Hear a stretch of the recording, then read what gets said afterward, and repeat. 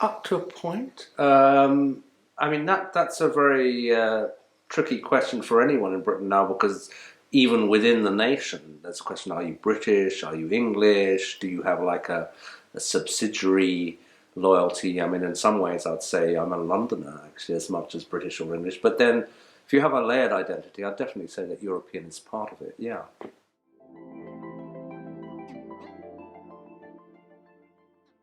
Well, it would appear so from the Brexit referendum, in that London voted very strongly for to stay in when the rest of the. I mean, if you interpret European and being pro EU as the same thing, which is it's also an argument. But to be frank, I also think being affluent makes you more likely to be pro-European or feel European because you're more likely to have travelled to Europe to spend holidays there. My family's case, my wife's family have a house in France, and had opportunities to study there and those kinds of things. Whereas I think that for a lot of people who aren't sort of firmly in the middle class, that's just not their life experience. So I was talking to a young woman who's teaching in Leeds, and she took her kids there on a sixth form study thing to Liverpool. And she said for half her class it was the first time they'd ever left Leeds. So, they're unlikely really to identify with Europe, whereas you have more opportunities if you're wealthier, frankly.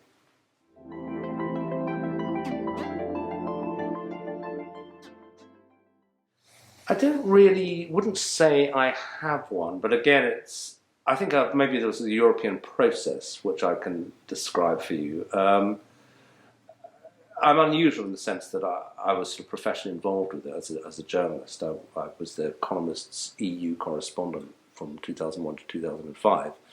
So if I had to identify a moment, it would be arriving in Brussels with my family, already, well into my career, and beginning to live there and to experience the European Union at first hand. But I think that was significant on a personal level as well as a kind of professional level, because I'd studied Europe quite a lot as undergraduate, did a lot of European history and so on. And I would say that part of my interest in the European Union was because actually I had a fairly sceptical attitude to it, kind of traditional British attitude, derived from mainly a historical study that had sort of stopped in about 1945. And so a lot of the attitudes that came out in the Brexit referendum I could recognise in myself in retrospect, which was a deep suspicion of the EU and a sense that it was, in some sense, almost an aggressive project towards Britain. I mean, not primarily, but that was part of it. And then, I had the opportunity to live and work in Europe for 5 years and to get to know the project from other Europeans' point of view. In particular, to get to know a lot of the Germans who lived in Brussels and so on. And that really profoundly changed my view. But in a way, what makes me also think of how unusual that was. I mean, not most people in Britain are not going to have that personal exposure. And so I'm not that surprised that it took a few years for me to kind of rethink the whole thing and personal experience. And most people in Britain didn't have that opportunity.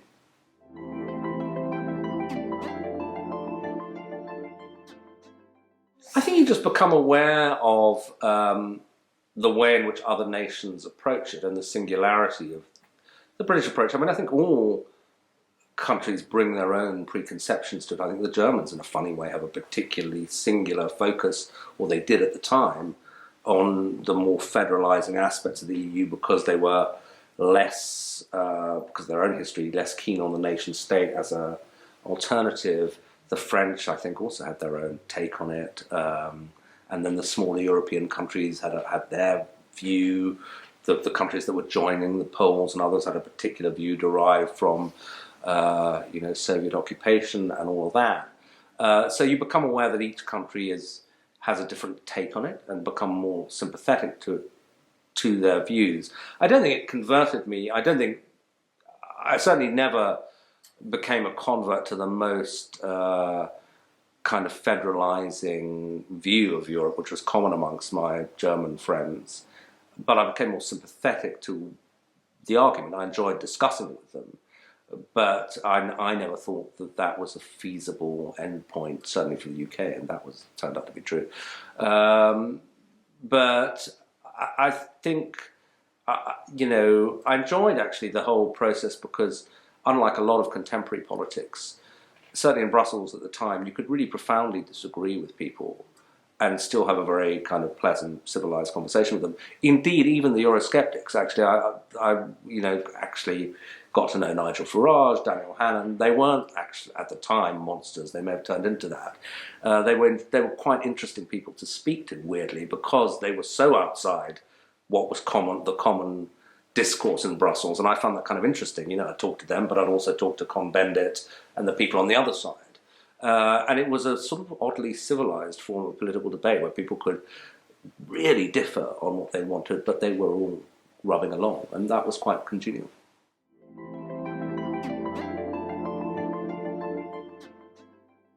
Very obvious from a British point of view, the Brexit vote. So that by the time of the Brexit vote, even though I say I was a Eurosceptic when I went to Brussels, I don't think I ever believed that we should leave the European Union. It was more a case of not wanting to join the euro, which I think was the right call actually for the UK, and being suspicious of the kind of drive towards a federal state, if that ever existed. But when we voted to leave the EU, that was really a bad moment. And I mean, for the rest, I guess there have been an accumulation of things since then. The refugee crisis and the effect it had on the European Union, and also it's more of a process than a particular event, but the sense that some of the EU countries, Poland, Hungary, who I saw join in a particular mood, have now moved away from a sort of full commitment to the rule of law, democratic values, etc. I think it's quite worrying, but it's not a moment, it's like a process.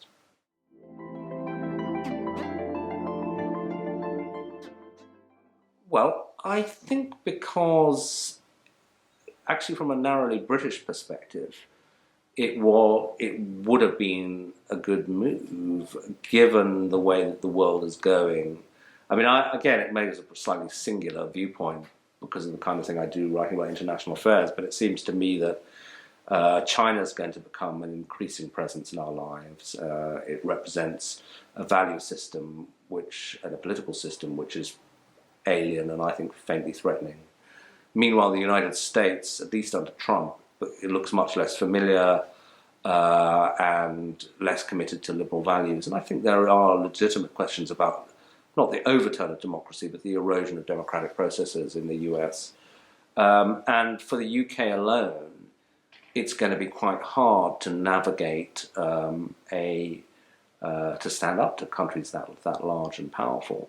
Whereas I think as part of the European Union collective, we had a much better chance of doing that and also of influencing the European Union so that with the other big players, you could keep it committed to those kind of liberal internationalist values, broadly defined, and then defend them internationally. Whereas I think both the EU and the UK are less able to do that post-Brexit.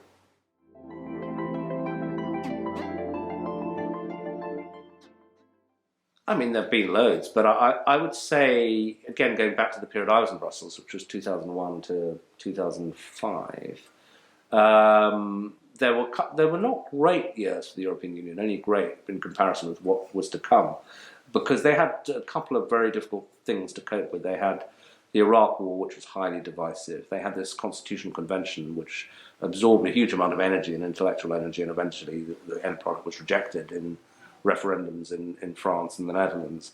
So both those were big setbacks. But the third big story I was covering at the time was the enlargement process. And that was quite uplifting because you felt that it was hard, but there were these countries which had a pretty miserable time of it as part of the Soviet bloc, whose opportunities for individual people were opening up.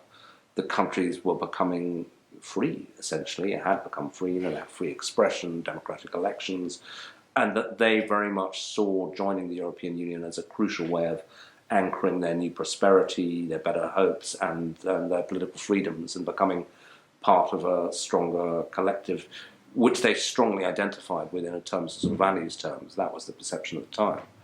And so seeing that come to fruition and a whole slew of countries joining eventually after a long and difficult negotiation, that was good.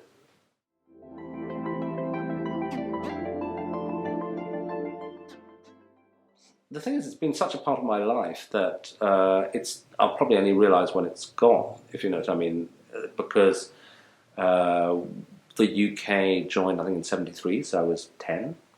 So a lot of the freedoms I've come to take for granted, the freedom to travel, to work, have been there for most of my life. Those were important things, and I hope I won't miss them too much, but I suspect I might, and certainly I worry that my children might.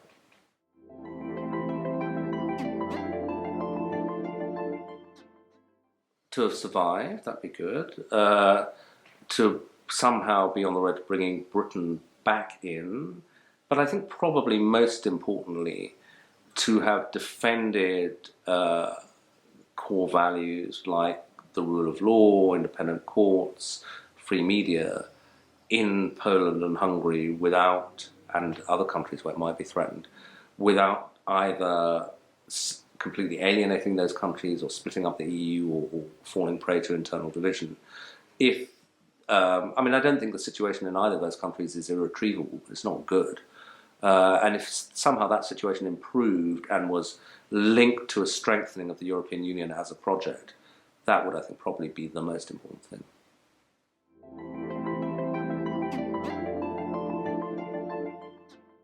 I think it has to be a mix of internal and external developments, so that in the end it's going to have to be done by the Poles and the Hungarians themselves, and they do still have elections, albeit,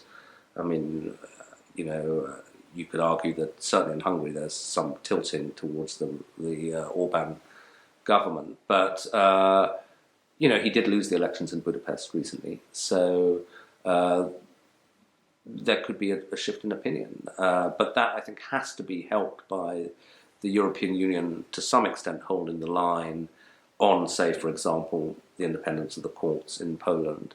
But they have to do it, and I think they know this, but it's a very difficult balance to strike. They have to do it subtly enough to avoid being presented as these sort of horrible outsiders pushing around the Poles and the Hungarians who've just regained their independence.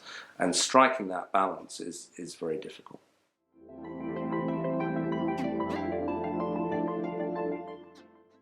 Well, I think, it sounds a bit melodramatic to say, I think it probably will survive, but I do think that it does face big pressures. We may be about to see another global recession.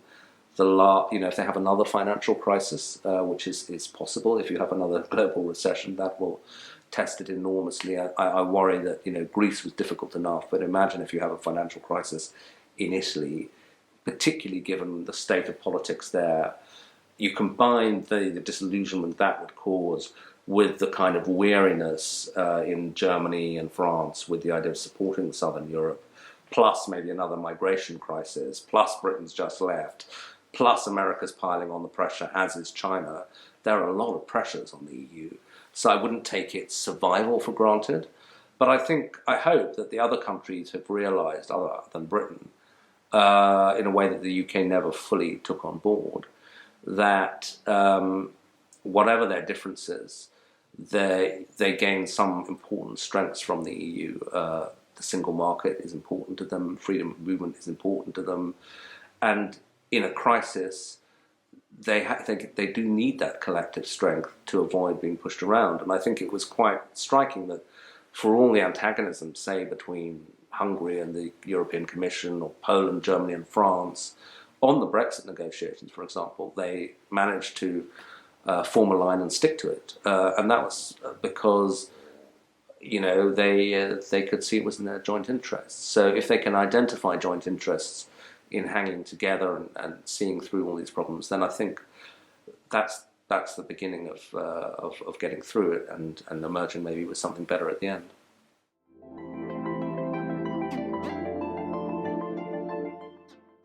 Maybe. I think that one of the difficult lessons that they've learned from the whole farce that I described of writing this constitution and getting it rejected in France and the Netherlands is the difficulty of treaty change.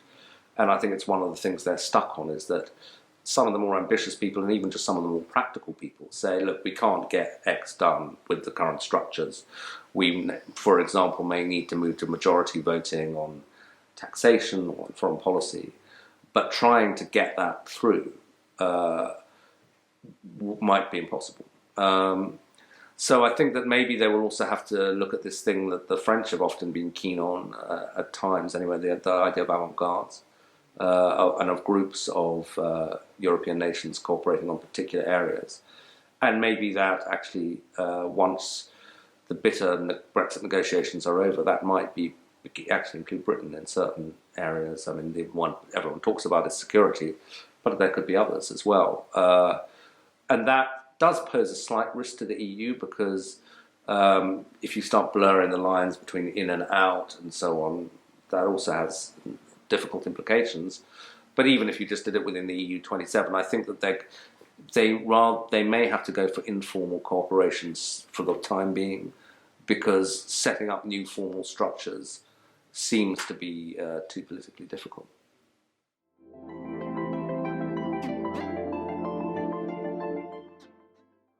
Mainly internal political developments which may bring a bunch of leaders to power who are not sufficiently committed to the European project to make it work. I mean, the lesson I sort of drew from following it over a few years, both as a correspondent there and then subsequently, was that in the end the EU wouldn't break down as long as the 28 leaders, and now 27, who meet at the European Council in Brussels are basically committed to the idea of making it work, to the project. They would always find a way of keeping the show on the road. But I think that if you have more Salvinis, Orbans around the table, then, maybe a more nationalistic German government in the future, that would be a big threat. Marine Le Pen, for example. Then if they really don't accept the fundamental premises of the project, then it's going to collapse, or be transformed to something totally different, more like an alliance. And I don't think there's anything wrong in some ways between something that's a sort of alliance of nation states. That's one way of looking at it.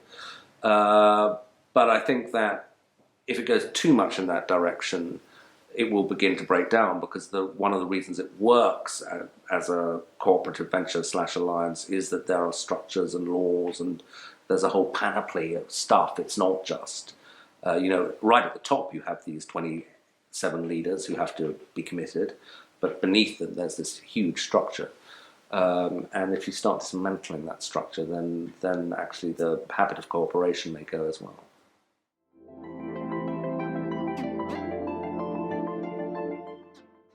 I mean, any number. I mean, I think that there are external shocks been partly what have shaken them. A pandemic, actually, as we're speaking now, which could lead to closing borders and so on. Another financial crisis is, I think, a big threat, because the last one really weakened the EU. And more broadly, the sense that actually all European leaders now have given voice to in different ways. Merkel, Macron, that the European Union is less and less an actor in the world, and more being acted upon by not just by the US and China, but even to some extent by Russia, which is really surprising given the relative size of the Russian economy and so on. And that's because the European Union hasn't really mastered the use of power externally. It can in some respects, in trade, regulation and so on, but in other respects not. And I think more broadly than that, it's not even just an organizational thing. I mean, if you really want to look at it in sort of big historical sweep, you could say for maybe 400, 500 years, Europeans shaped the world. They were the dominant force, really, from the beginning of the age of colonialism. And then after the First World War, certainly after the Second World War, that was no longer really the case, but the United States was an offshoot of a European power and had similar values and political structures, and Russia, in its own peculiar way, was a European power. So Europe remained at the center of world affairs, But now I think we're in a period where the dominant powers of the 21st century are pretty clearly going to be China, India, and the United States, none of which are European powers, and the US, even in values terms, is looking less European. So maybe the European moment is kind of over, and it would require a kind of Herculean effort to create something that turned that around.